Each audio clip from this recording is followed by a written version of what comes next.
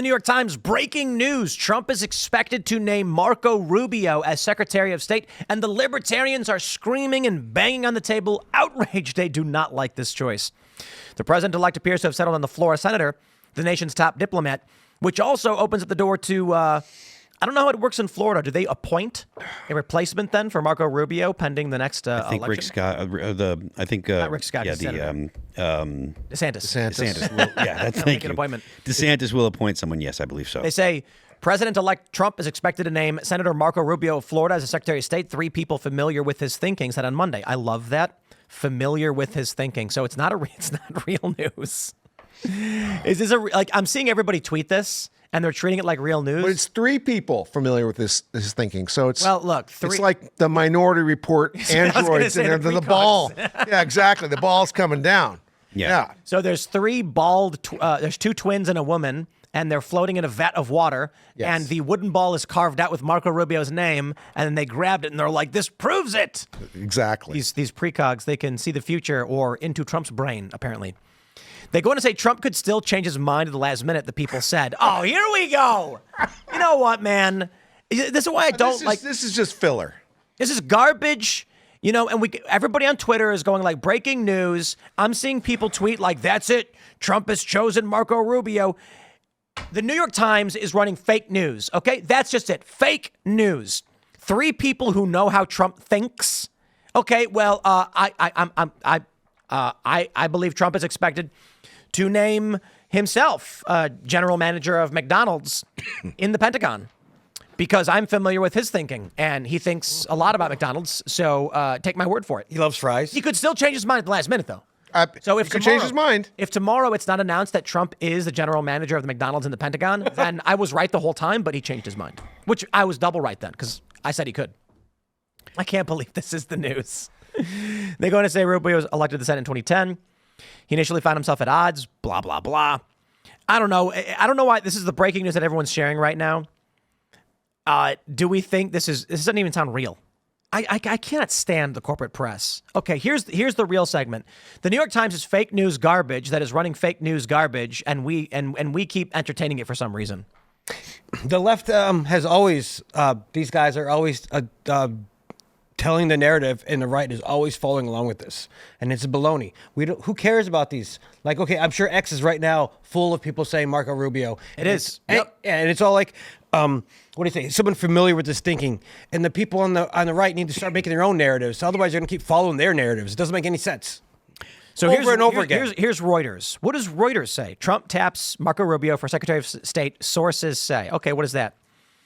They say Trump has selected Rubio to be a Secretary of State, sources said on Monday. Who, theirs? If Reuters claims to have actual sources who know Trump, then I'll accept this. Fine. They say the Ukraine crisis will be high on Rubio's agenda. He said in recent interviews that Ukraine needs to seek a negotiated settlement with Russia rather than focus on regaining territory that Russia has taken in the last decade. He was also one of 15 Republican senators to vote against the military aid package for Ukraine passed in April. I'm not on Russia's side, but unfortunately the reality of it is that the way the war in Ukraine is going, it ends with a negotiated settlement. Hey, I like it. They go on to say he's a China and Cuba hawk. During his 2017-21 term, Rubio co-sponsored legislation that would make it harder for Trump to withdraw from NATO by requiring 2/3 of the Senate to ratify withdrawal. Oh, that is nuts.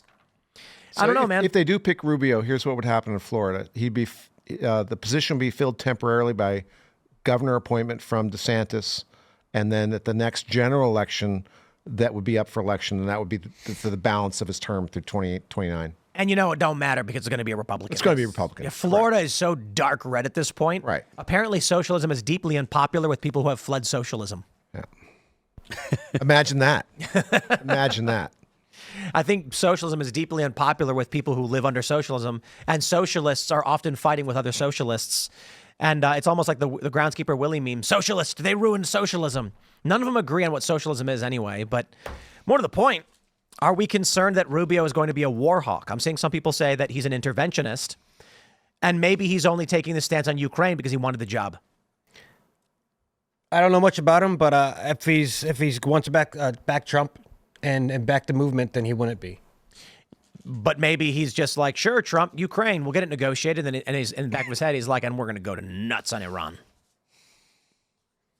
If he's a Lindsey Graham, like a mini Lindsey Graham, because I hear he's short. He's a lot better than Lindsey Graham. I don't know. Does Marco Rubio, has he had military experience? I don't know if he has or not. I don't think so. No, look at him. Nothing against him. No. Well, Raymond just saying you would know. Well, he wasn't. Look, I can tell he wasn't walking around with like a minigun by himself. Like Schwarzenegger or something like that. But that doesn't mean he couldn't be in the military. No, I'll check it out for you, sir. No. So Natalie F. Denolition tweeted, quote, "I will make this promise to you today. I will do whatever it takes. Donald Trump, a con artist, will never get control of this party. We cannot allow a con artist to get access to the nuclear codes of the United States." Marco Rubio in 2016. And to be fair, though, I'm not gonna hold that stuff from almost 10 years ago against people, because a lot of people were anti-Trump, and also on top of that, Trump said things about Ted Cruz and about other people. Sure. It's politicking. Ted Cruz's wife. His vice president called him Jason the Hitler. I heard maybe that was MSNBC telling me that, but yeah, JD Vance had a bunch of stuff about Trump, and JD Vance is fantastic. Oh yeah, amen. Yeah. Let's not. We could do all night about what Trump said about I said this about Jeb's mom 4 years ago. everything like that. Oh yeah. I mean, like we could. And honestly, in 2016, I wasn't even a Trump. I didn't vote for him. Ditto. I mean, I supported him. Hillary? No, I wasn't even registered. I wanted Hillary to lose, so I was in favor of President Trump. I had no idea that he was going to be effective as a president. I agree. Same here. In his third and fourth days in office, when he got us out of the Paris Climate Accord and the Trans-Pacific Partnership, those are things that I thought were horrible for the United States, and I thought there's no way they're ever going to go away. He made them go away at the stroke of a pen. Were you a Democrat or Republican? Neither? I really was neither. I mean, I voted for Ronald Reagan in '84. I didn't vote at any election again until 2020. Oh. Wow. I was completely out of politics, brought back into it by the America First stance of President Trump and the fact that he was actually doing what he said he was going to do, and that got me back into politics. That makes our movement so great. Like yourself, myself, Tim, Phil. I don't know how you were back in 2016 or whatnot, but like we were not like Republicans, like conservative back in the day. And now we're all about America first, best for America, the best, no wars, best jobs for America. Just make everything good for our country and our people who live here. We're not about any of that outside sourcing. I'm not gonna cry too much about any of this stuff. I'm feeling fairly good considering the current Trump administration and transition team.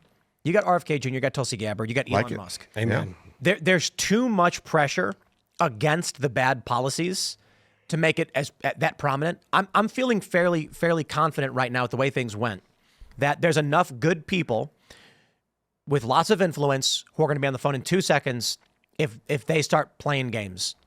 If Rubio gets in there and starts going real bad, I'm not saying he's going to be this libertarian anti-interventionist guy, but if they start pulling this Biden stuff with like Ukraine, there's going to be a lot of powerful and prominent people who helped Trump win who are going to be on the phone, and Trump's a guy who wants to keep his promises. And Trump doesn't want to be made to look like a liar. Another thing, there's a lot of people that very, very quickly throw the term like chicken hawk or warmonger or neocon around. There is legitimacy to using the military to intimidate other countries. 100%. Not saying that you should go to war, but the reason that Donald Trump got a lot of the concessions from other countries that he did that are historically adversaries was because he literally threatened war, literally threatened to bomb them. And everybody, when they hear the stories, they're like, "That's awesome, man!" When you hear the story about Donald Trump going to the Taliban leaders, showing meeting, the photograph of the his house, right? He shows the picture, and everyone's like, "That's great." Right. Well, you have to be credible, right? Like you just because Kamala Harris and Joe Biden both said don't. Now everyone knows that the United States military has the capacity to do any number of things, right? But the question is, do the people have the will to do it, right? Do the people in charge, does the president have the will to order the strike? So there has to be credibility to any threat.